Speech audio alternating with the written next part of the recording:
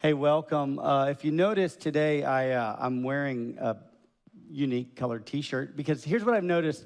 I've been talking about since after October 31st that we are now in the Christmas season, and I saw some of the scowls that some of you gave me. I've heard some of the gossip about, I'm not a thankful pastor, and so I found the most Thanksgiving-oriented T-shirt I could find to appease some of you people. This is totally free. Yes, I have a nerdy friend in this church. I'm not going to name him, but he does lead our youth ministry, and his first name rhymes with Palmas. And he was like, "Hey, wear this. It would be super funny on the." Okay, I actually thought you guys were cooler than this because I'm like, I don't get the joke, and it's like a Star Trek. It's great. Okay, well that's fine. We're just nerdier than I thought, and that's fine. I accept what our congregation is. In a couple weeks, we will be kicking off our brand new series through the Advent season. We'll do an Advent series, but the next 2 weeks, we're going to continue our trek through the Gospel of Matthew. I know for many of us, it's been a long time since we've been in a history class before. Now, some of you, it's been a really long time since you've sat in a history class. I could tell. How many of you remember, by show of hands, remember the document Magna Carta? You go ahead and raise your, wow. Okay, the first service, not as smart as you guys. Not many hands were up. They looked lost. The Magna Carta, it's Latin, and it means basically great charter. And it was this document that was signed in a field on calfskin in 1215. I mean, the most medieval circumstances of all, in the middle of a field on calfskin. And it was between the King of England and the English nobility. And there's King John. He was the king at the time. Now, here's why this charter was created and signed. As the King of England, before this charter, he had unrestrained power. I mean, literally what he wanted to do, he would do when he wanted to do it. And so he created all these weird taxes and fees. One of the weird ones was if a noble's daughter got married, not only did they have that expense of her getting married, he also made them pay a fee to him so that they could get married. So people were upset with some of these taxes and fees that was being laid upon them. He waged a war against France, which was not supported in general by the English people.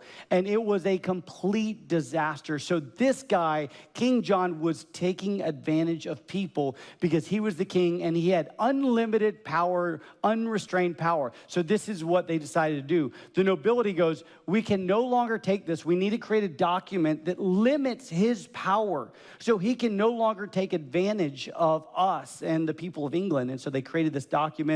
At first, he did not want to sign it. Of course, he did not. But eventually, he signed it. And it granted liberties and protection to the English people. And it also restrained his power.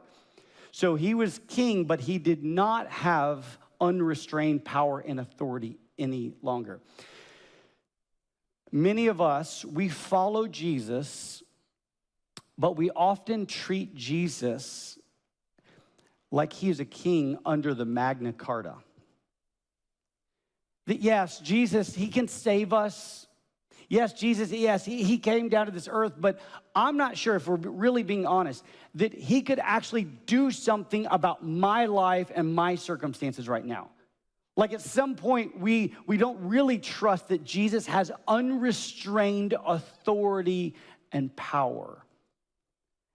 And he utilizes that for his glory and our good. Anytime we sin, there's a lack of trust in the king. I can't fully trust him, and so I've got to take matters in my own hands. I've got to go my own way.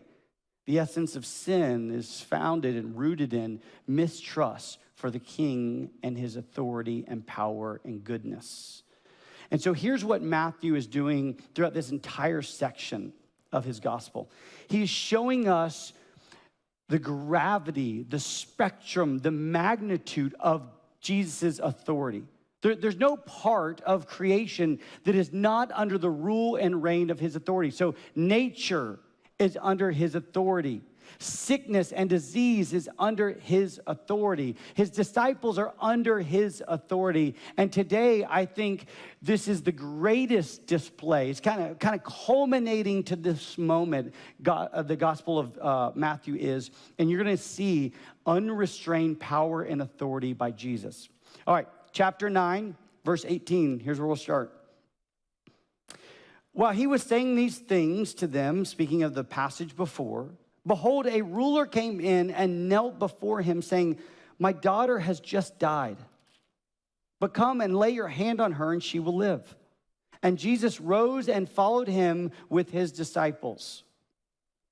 Now, Matthew has a very streamlined story here. If you go to the other Gospels, Mark and Luke, when they tell the same exact story, it's a little bit more robust. So you get a lot more details. So we're going to fill in some of the details using Mark and Luke's Gospel. But his story, Matthew's story, is very, very streamlined. He says a ruler has come to Jesus. Now, who is this ruler? Well, the other accounts tell us it's Jairus. And he was a ruler of a synagogue. So he was a very well-respected man in the Jewish community. He oversaw the worship services, likely gave sermons as we think of them.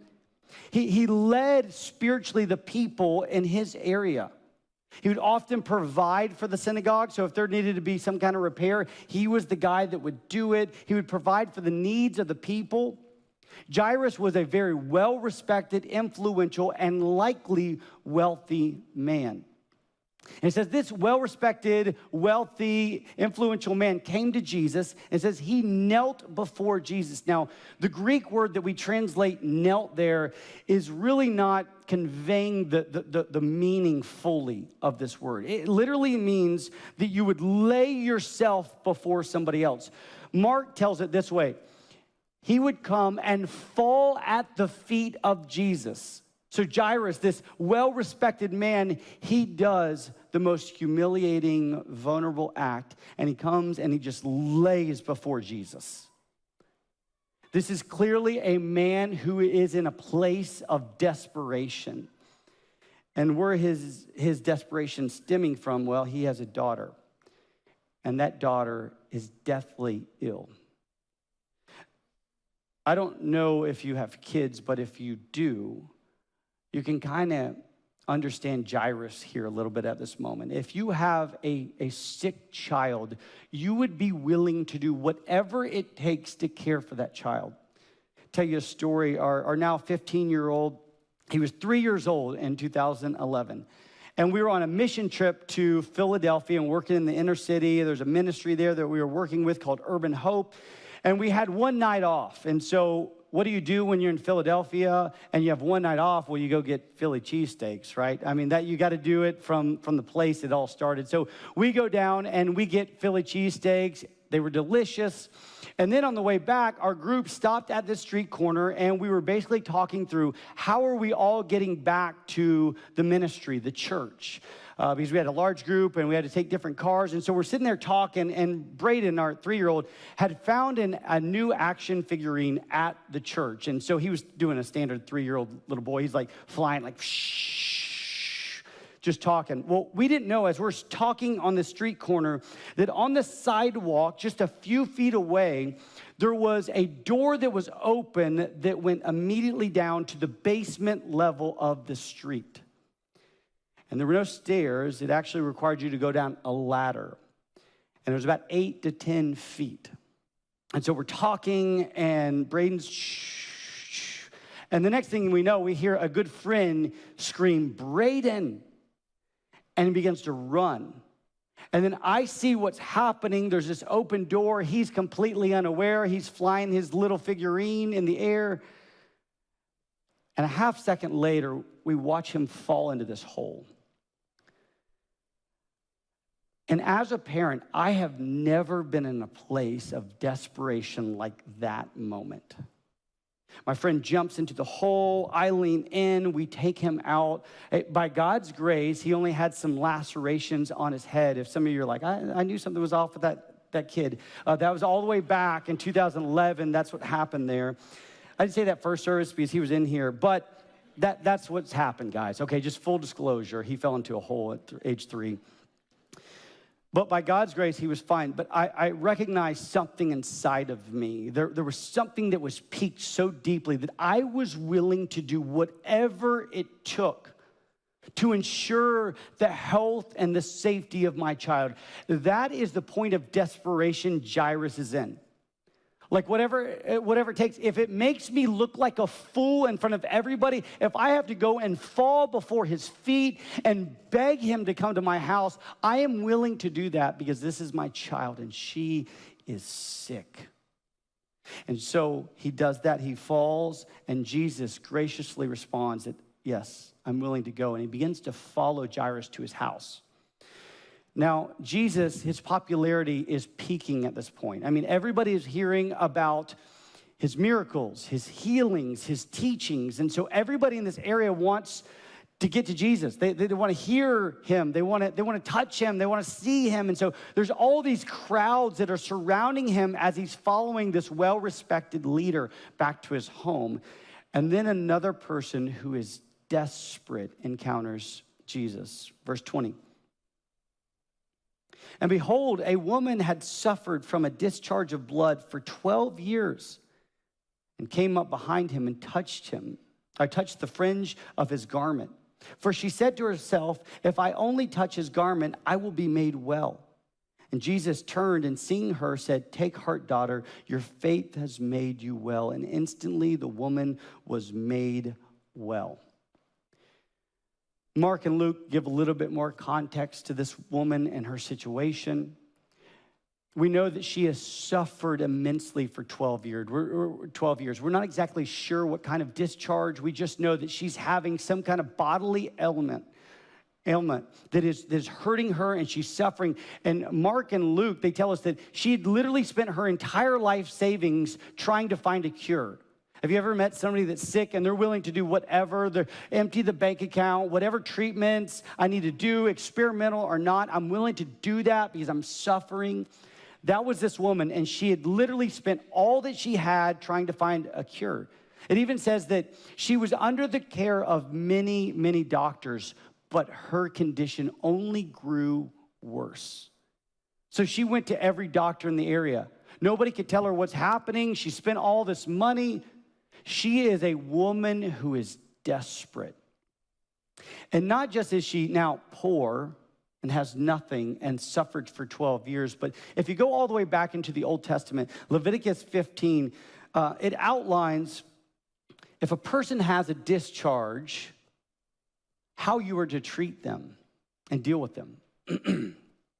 Essentially, you are supposed to remove them from the normal life and rhythms of community. They could not be around anybody in a social setting. They're unclean. And so what happens is they say, hey, you got to go. You can no longer live in this house. You can no longer, if you sat in that chair, an unclean person, somebody that had any kind of discharge, if you were a clean person, you could not sit in that chair unless you also wanted to be deemed unclean and lived an outcast life. This woman was a social outcast, and not just a social outcast, but she hasn't been touched in 12 years. Physical touch is so important to our humanity. You know, have you ever seen pictures as a newborn baby? And what's the first thing they tell you when the baby comes out of the womb? They need skin-to-skin contact with the mom and with the dad. And so you have all these weird pictures of dads with their shirts off. They're not trying to look buff. The doctor told them the baby needs skin-to-skin contact. That's just part of the deal. We come out of the womb needing to just be touched. There was a University of Miami study. Not much good comes out of University of Miami, but this is one study that was decent. Go Gators. And this is what this study found. That when we are touched, pain is lessened, our heart works better, infants grow faster, infants develop superior mental and motor skills, our immune systems are boosted, and that's just scratching the surface of what touch does for us. I wonder why in the New Testament, we're told to lay hands on people and pray for them. There's something about touch. Greet each other with a holy kiss. We're starting a brand new young adults ministry called a holy kiss greeting. It's going to be wildly, I'm just kidding. We're not doing that because that's not what our culture does, right? But essentially, the whole heart of that is that there's this holy touch that we have with one another. This is why we love to shake hands, dab up, give hugs. We're wired this way. This woman has not had that in 12 years. Spent all of her money, been under the care of all these doctors, a social outcast, has not been touched in 12 years. And so here's how I imagine it went. She begins to clothe herself and disguise herself, because this area would have known about this woman.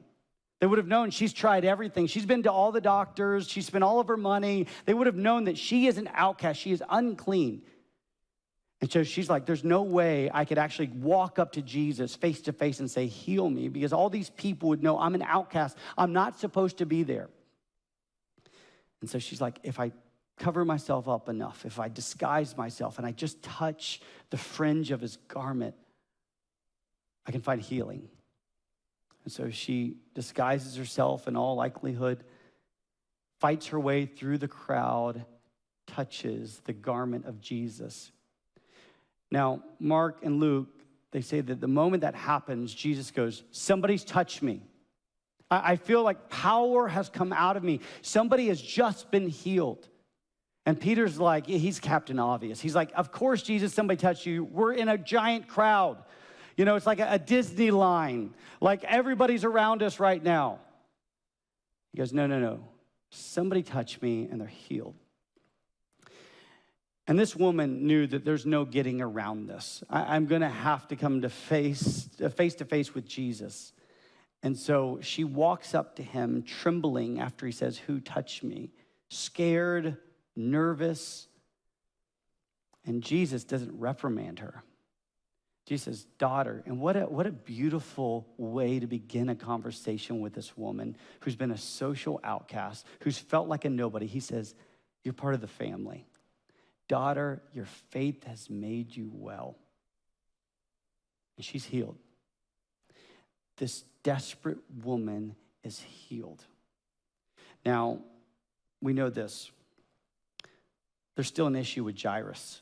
He still has this sick daughter. What happens here, verse 23?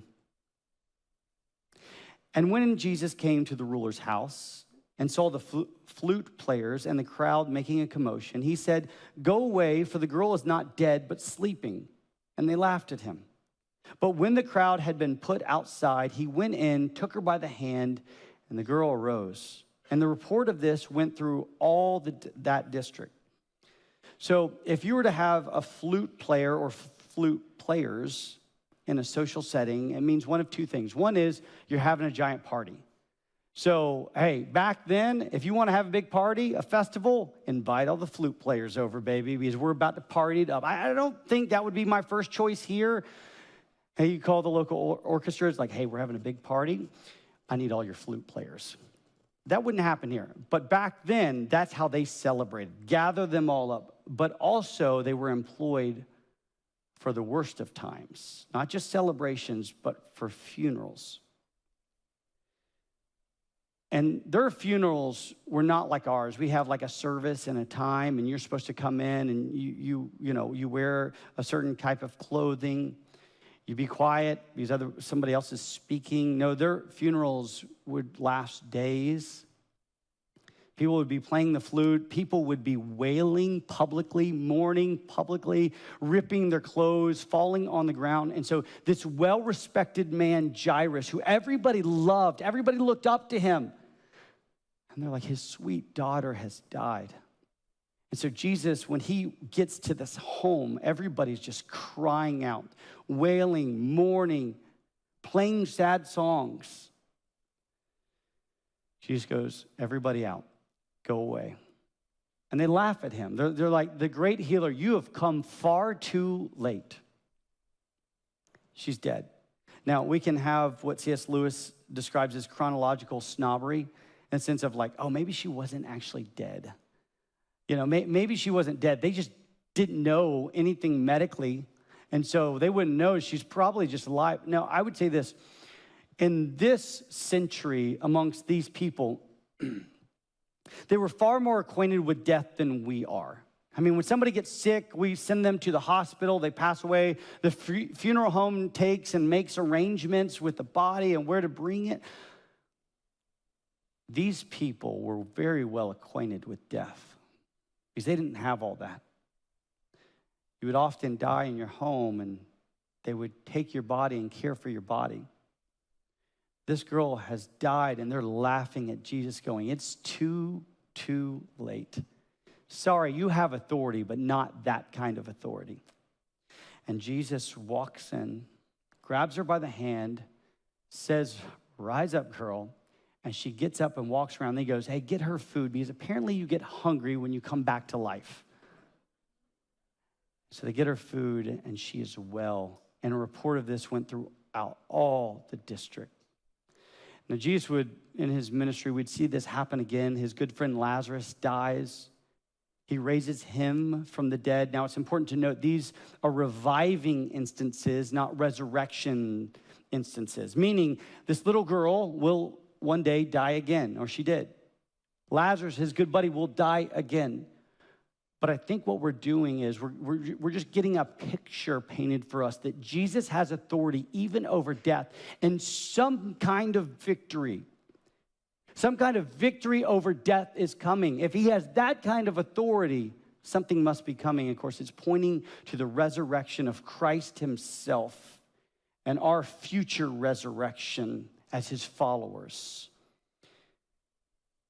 Now, I want to just kind of succinctly give you what are some things that we can take out of this. What do we see in this text that is important for us to ponder and think about? The first I would submit to you is that Jesus is our expiation. This is a theological term that simply means Jesus cleanses everything, wipes the slate clean, takes what is dirty and makes it clean. Now, this is a great reversal because everything in the Old Testament and everything we've experienced, if something is unclean and dirty, it always makes dirty and unclean. I'll give you just an example. Let's say that you were to go wallow around in mud, right? And then you see a good friend shortly thereafter, and they had just taken a shower, and they look really good. They're about to go to a wedding. And you were to come and hug that person. Do they make you clean, or do you make them dirty? You make them dirty. In the Old Testament, everything that is unclean makes everything that they come into contact with unclean. The chair that they sit in, the people that they interact with, the home in which they live in, the bed in which they sleep in, everything becomes unclean because they are unclean. But yet, Jesus has two instances where he takes that which is unclean and makes it clean. This woman that has a discharge is unclean, and she comes into contact with Jesus, and he makes her clean. A dead body in the Old Testament, if you came into contact with a dead body, this young little girl, then you would be deemed unclean and have to go through the rites of passage to become clean again. And yet Jesus comes in contact with this girl, and he doesn't become unclean. She becomes clean. That which is dead comes alive again. We have a great reversal here. And this is just a foreshadowing of the salvation that Jesus brings. Because if Jesus is our expiation, we come to him unclean.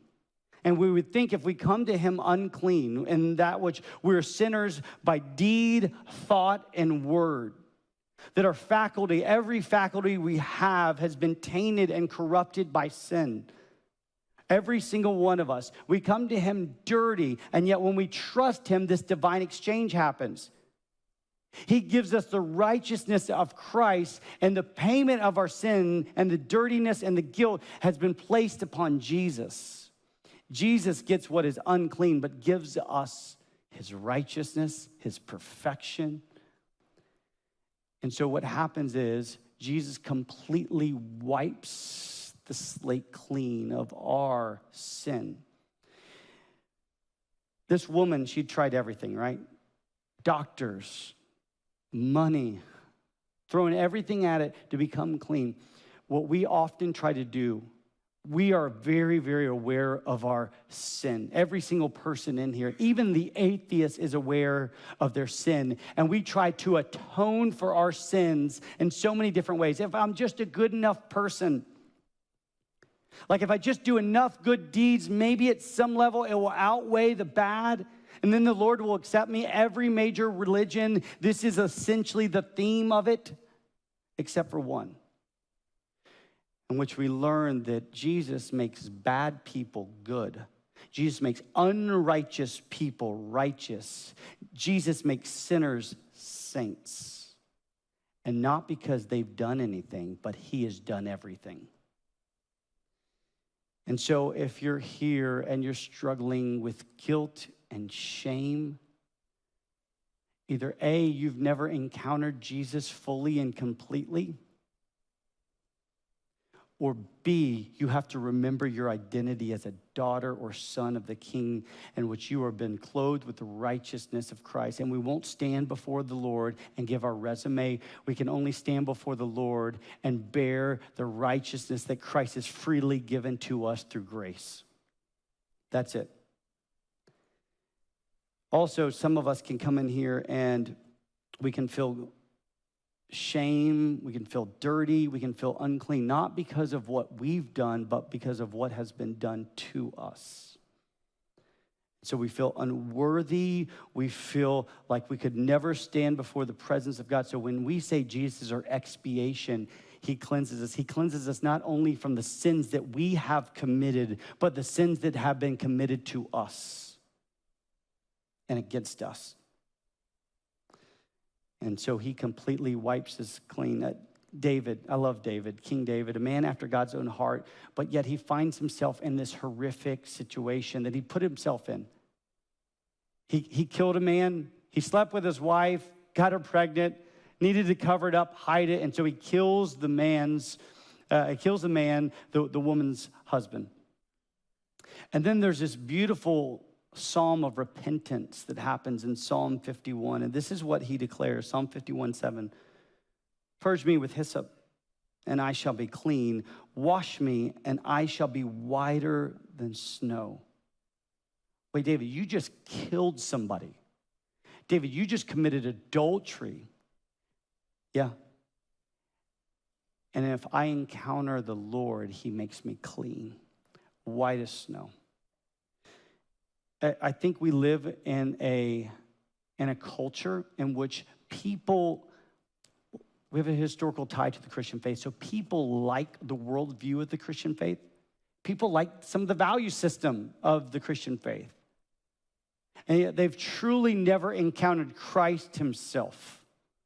And so we have churches full of people that embrace a worldview, a value system, but they've actually never been cleaned by Jesus himself, because they've never encountered him. I guess the question before all of us is, have we encountered the living God? Come to him in desperation saying, I need you to clean me. You're my only hope. Not give me a new worldview, not give me your value system, but cleanse me and I'll be whiter than snow. And the moment you do that, he gives you a brand new heart, and it begins to long and yearn for that which is different. No longer the world's kingdom, but his kingdom. But the start is him wiping you clean. Have you encountered Jesus in this way? And if not today, beg him to make you clean, and he will. Second, Jesus is our hope. It's very clear. These desperate people need just a glimpse of hope. They've tried everything. I mean, I'm sure Jairus had reached the end. He's like, there's nothing else I can do. We got doctors around. We've had family. My daughter's sick. The only thing I can do is lay before the Lord and say, please, I beg of you, do something. This woman had tried everything. She's like, if I could just touch him, if I could just touch his garment. All of us will be confronted with our cosmic powerlessness, meaning our lack of control. in our life. And that may come through a form of test results. That may come through the form of a phone call, a broken relationship, an accident of some kind. And we're recognizing that I have this cosmic powerlessness. Father, I can't control it all. And we come to him desperate for a king who has authority. Here's the thing. Whenever we're confronted with our cosmic powerlessness, you could do one or two things. You could try to pick yourself up by the bootstraps and try to control the situation, but what you'll find is you are stressed out, worried, anxious, frustrated, because we lack the authority. But if you come to the one who has it, if you come to him in desperation, I know that the king moves. And sometimes he moves in the miraculous, right? These people experienced a miracle. Like, dead people aren't coming alive normally. But with Jesus, they are. People that have sicknesses for 12 years aren't always being healed. You know, one of the things I've been thinking about lately, we call them miracles because they're not normative. They're not normal. They're supernatural. If God did miracle after miracle, it would just be normal, not supernatural. So often when we come to him in desperation, sometimes that miracle that we're longing for doesn't happen, but here's what I do know. He walks with us and provides us with a hope that is unwavering, that's stable. See, whenever we're confronted with our ability to control our lack of authority, and we lay it at his feet, things may not turn out the way that we've prayed or desired or longed, but they ultimately find their culmination at the end of redemptive history. And you know, I love this. In the book of Revelation, there's this, we read that he's been collecting our prayers. Like every prayer, the desperate prayers that you and I have prayed, like he's been collecting all those. And he may not be answering it right now in the way that you want, but they have not gone unnoticed by the king. And we see the full consummation of all of our prayers at the end of redemptive history, where everything wrong is made right, where there's no more death, no more mourning, no more weeping. The former things, friends, has passed away. The new has come. Praise be to Jesus that he hears our desperate prayers and that he is our hope. And so how do you need him today? I would encourage you to declare your desperation to him. And we can say, as the psalmist does in 147 verse 3, says, he heals the brokenhearted. He binds up their wounds. If you've never trusted Jesus, this would be the day. This would be the day that you say, yes, Lord, I'm going to trust you. Wipe me clean. Make me white as snow. I've been in church for a while. I've accepted the worldview, but I've not encountered real radical grace and cleansing from you. Today, I want to trust in you, Jesus, for my righteousness. Or maybe you're here today and you're like, man, I need to walk with the Lord more. We're going to be baptizing December 17th. If you've never been baptized as a professing, believing Christian, I would encourage you to consider that day to be baptized as we celebrate what God's doing. And then finally, we're going to celebrate with communion. We do this every single week, and we celebrate and find our root in Christ and Christ alone.